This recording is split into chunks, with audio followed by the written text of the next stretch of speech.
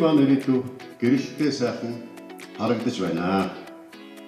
Монгол орон даяар 2021 оноос хойш үндэсний хэмжээнд хэрэгжиж байгаа өсвөр үеийнхний хөгжил парламентын оролцоог дэмжих зорилготой өсвөрийн парламент хөтөлбөр ийхүү 5 дахь жилдээ амжилттай зохион байгуулагдаж өндөрлөж байна.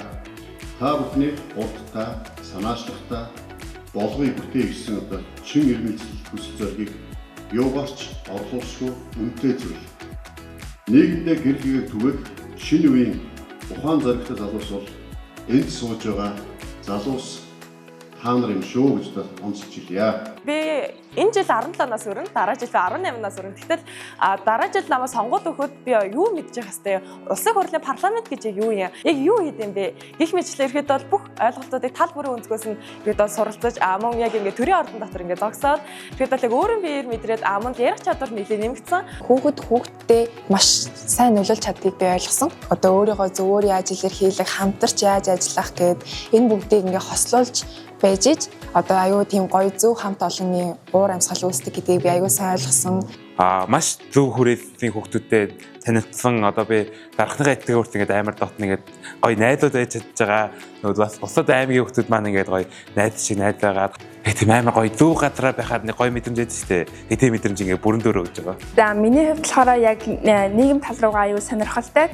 Улс төр судлал болон олон улсын харилцаагаар сурыг гэж ер нь бол одоохондоо бодож байгаа. Тэгээд энэ хэлбэрээр намайг мэргэжлээ сонгоход ирээдүгөө олоход ирээдүйн зөв хүнийг бий болгоход чиглүүлж чадсан гэдэг итгэж байгаа. Парламент гэхээр яг надаа ингээл зүгээр хүмүүс сууж байгаа, хоорондоо ярилж байгаа өөр хууль батлаад идэм болов гэж бодсон чинь харин ингээд нэг асуудлыг сонгож аваа тэрнийхэн талаар ярилцаа зөвлөгдөөд ямар хууль батлуул тэр нь үр өгөөжтэй байд юм байна те. Тэр ингээд бүх талаас нь үзчихийж харж ийж ингээд баталдаг болохоор бас нэлийн бас харах өнцөг өөрчлөгдсөн. Ирэх 7 хоногт Монголын парламент хүүхдийн эрхээ амьсгалсан одоо ийм 7 хоног болно.